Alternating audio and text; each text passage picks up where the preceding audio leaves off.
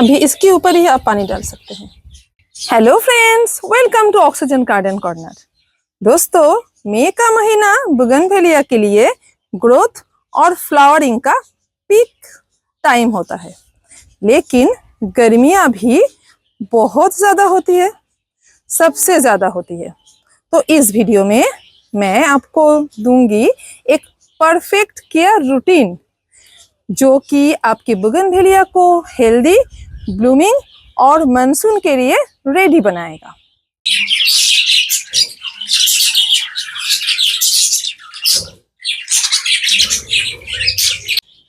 तो फ्रेंड्स, मैं हूँ आनी और मैं गार्डनिंग करती हूँ और अपने सारे गार्डनर दोस्तों को गार्डनिंग के लिए मोटिवेट करती हूँ और उनकी गार्डनिंग रिलेटेड प्रॉब्लम्स का सॉल्यूशन ढूंढती हूँ। तो चलिए दोस्तों, आज हम अपने डिस्कशन को आगे बढ़ाते हैं। Breathe green with oxygen corner. दोस्तों, पहले है सनलाइट की बात।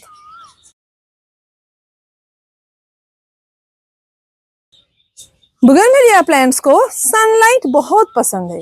इसको 6 to 8 आवर्स सनलाइट बहुत जरूरी है फ्लावरिंग के लिए, इसकी हेल्थ के लिए, सभी के लिए। पर अगर आपकी टेम्परेचर 40 डिग्री से अप हो रहा है, 40 डिग्री सेल्सियस से अप हो रहा है, तो आपको इन छोटे छोटे प्लांट्स को थोड़ी सी शेड देनी है। दोपहर के वक्त की शेड, धूप इसको नहीं देनी है। तो कैसे शेड देंगे आप? आपके पास अगर ग्रीन नेट की सुविधा है तो बेस्ट है दोस्तों। ग्रीन नेट है तो आप इसको इसी तरीके से सुबह से शाम तक भी रख सकते हैं ग्रीन नेट के नीचे। आपको पोजीशन को चेंज करने की जरूरत नहीं है। जैसे मैं करती हूँ, यहाँ से देखिए, जो ईस्ट की तरफ से जो भी सनलाइट आती है ये भी इसको मिलता है और शाम के टाइम की जो भी सनलाइट आती है ये भी इसको मिलते हैं। तो दोनों तरफ से हल्की धूप इसको मिलती है, पर दोपहर की कोई धूप नहीं मिलती है। और मेरी प्लांट में देखिए किस तरीके से कितनी खूबसूरत ग्रोथ हो रही है। हर एक प्लांट में ग्रोथ है, फ्लावर भी है। मैं कोशिश कर रही हूँ कि फ्लावर इसमें ना आए, बस अच्छी तरीके से ग्रोथ ले ले।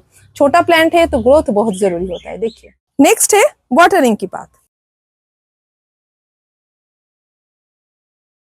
वाटरिंग कब करनी है आपको? ऊपर की 2 इंच की सॉइल सूखनी चाहिए। बोगनवेलिया को हर रोज पानी देना है ये बिल्कुल जरूरी नहीं है, क्योंकि बोगनवेलिया को सौगी मिट्टी बिल्कुल भी पसंद नहीं है।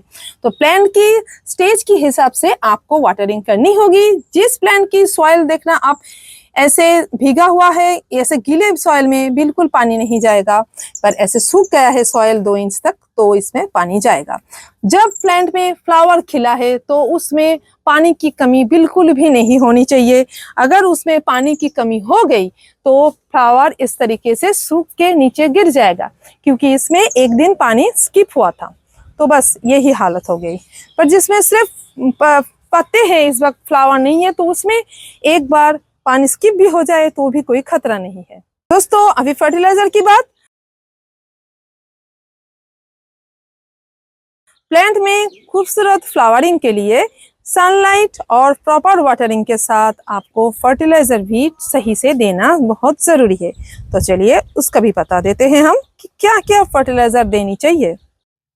प्लांट में फर्टिलाइजर की एप्लीकेशन उसकी जरूरत के हिसाब से होगी, यानी कि इसकी जैसी नीड है। हमें इस टाइम प्लांट में ग्रोथ भी नजर आएंगे और फ्लावर भी खिलेगा।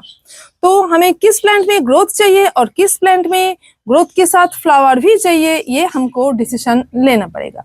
जैसे कि ऐसी छोटी प्लांट है तो हम इसमें सिर्फ ग्रोथ लेंगे। देखिए, नए नए कितने खूबसूरत ग्रोथ आ रहे हैं। बस इस टाइम इसकी ग्रोथ के बारे में सोचेंगे, फ्लावर हमें इस टाइम इसमें नहीं लेना है।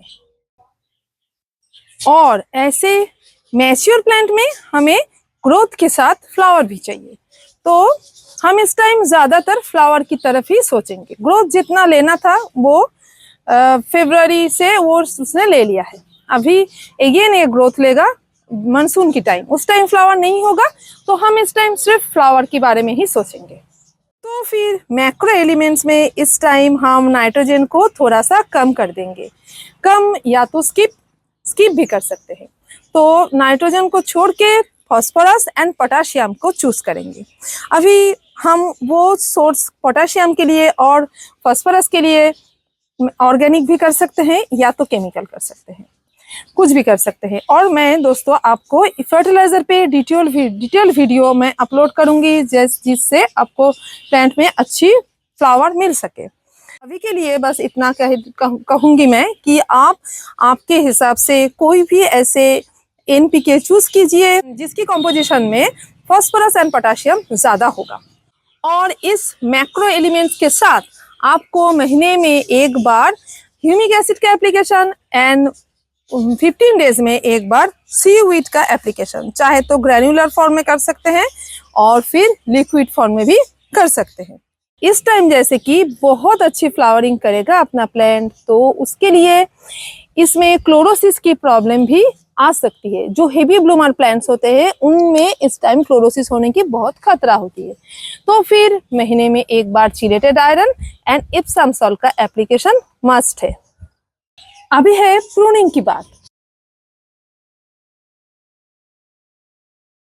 तो हम इस टाइम प्लांट में हार्ड प्रून नहीं करेंगे, सॉफ्ट प्रून कर सकते हैं।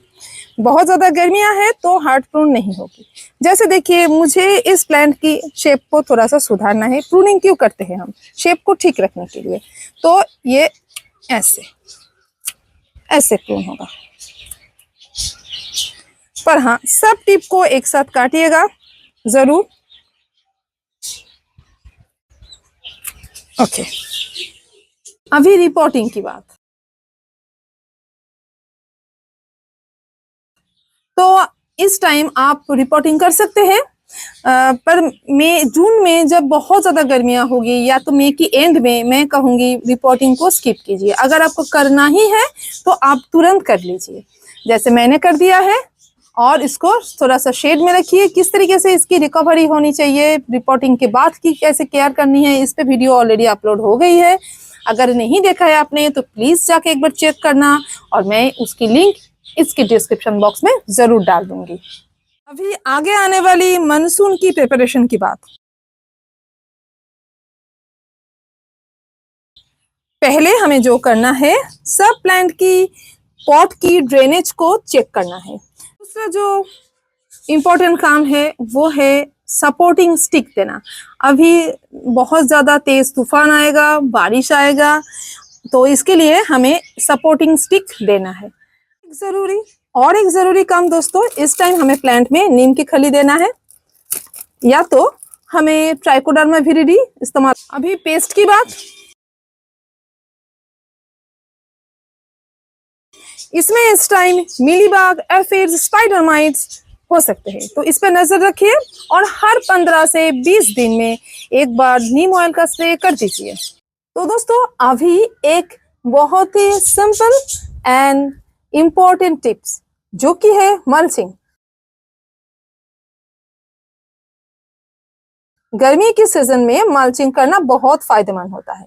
इसे ये मिट्टी को ठंड रखता है, ये मॉइस्चराइजर को रिटेन करके रखता है। और जो रूट देखिए, हमारे प्लांट्स की जो रूट होती है, ये तेज धूप में गर्मी की वजह से स्ट्रेस में नहीं आते हैं। तो थोड़ा सा रूट को आपको ढक के रखना है। तो इसके लिए और एक फायदे है। देखिए, ये जो वीड्स अभी नजर आ रहे हैं आपको, यानी कि अनवांटेड प्लांट्स, ये घास उग गए हैं, छोटे मोटे प्लांट आ गए हैं, तो ये भी नहीं उगेंगे। ये भी एक बहुत फायदा, बार बार इसको प्लांट से हटाना है। देखिए, इस प्लांट में भी मेरी बहुत सारे वीड्स है, तो इस सबको मुझे हटाना होगा, एक झमेले वाला काम, तो ये भी नहीं करना होगा। तो किससे कर सकते हैं हम? सूखे पत्तों से, या तो ऐसे प्लांट की जो सूखे पत्ते होते हैं, सुखा के हम उस पत्ते से कर सकते हैं, पर वो पत्ता उड़ जाता है हवा में, तो उसके ऊपर कुछ भारी सा कुछ देना पड़ता है, तो ये एक प्रॉब्लम है इसकी। कोकोनट हस्क से कर सकते हैं, स्ट्रॉ से कर सकते हैं, कोई गेहूं का स्ट्रॉ या तो कोई राइस का जो स्ट्रॉ होते हैं उससे कर सकते हैं। और दोस्तों, इसके लिए मुझे जो सबसे ज्यादा पसंद है एज ए मल्चर, ये है ये आप पहचानते हो, ये काउडंग केक है। सूखे हुए cow dung cake, dry cow dung cake, इसको कंडे कहते हैं, उपले कहते हैं। बिल्कुल स्टेम से थोड़ा सा दूर हटके करना है, ठीक है? बिल्कुल ऊपर ऊपर इसकी चढ़ा नहीं देना है इसके ऊपर। ओके, अभी इसके ऊपर ही आप पानी डाल सकते हैं।